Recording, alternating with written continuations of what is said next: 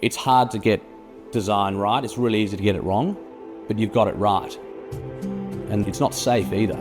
Some of this stuff is seriously aggressive. There's some amazing combinations of material used.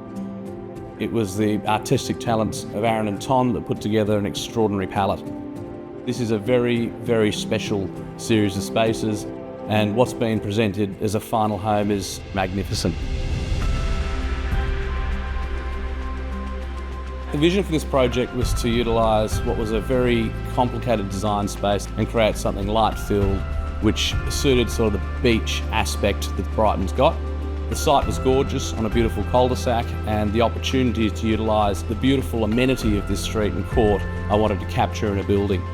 Practicalities of what we know as amateurs in the building industry mean that we will come with ideas which were well-intentioned but perhaps not super applicable. And what was great working with Slater Building but also with the architects was that we could take our vision and our ideas and turn them into things that were practical and were able to be delivered in a construction sense. The construction period for this house was 14 months of on-site, hands-on work. I was on site every day, and being able to be there from start to finish was extremely rewarding for me.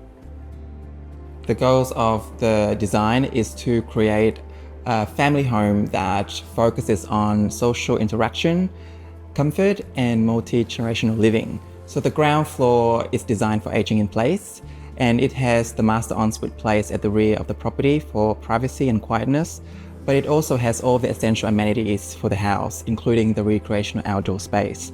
While the first floor is catered for the kids or the extended family, it's got 3 bedrooms with a bathroom, an ensuite, a study, and a rumpus.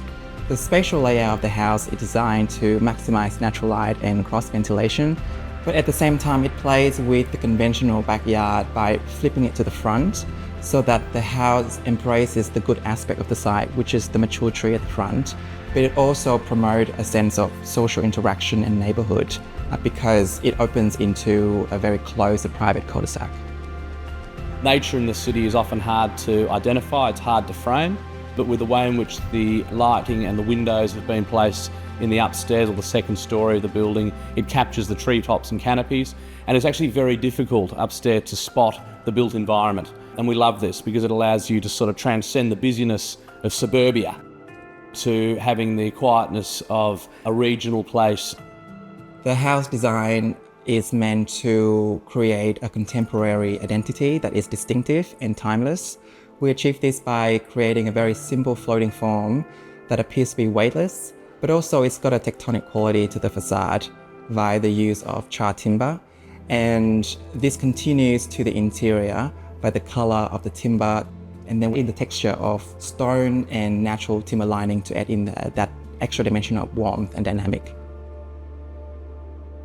There was a lot of intricate details within the design that required trades expertise to overlap with each other to be able to achieve the vision that the architects had set out, and that was difficult in itself, making sure that they all understood clearly how they had to layer with the other trades and having all of the materials on site at the right time, especially all of the different junctions between lots of different textures and materials that you can see on this design, which is one of its main features, I think, and what really brings it to make it something special.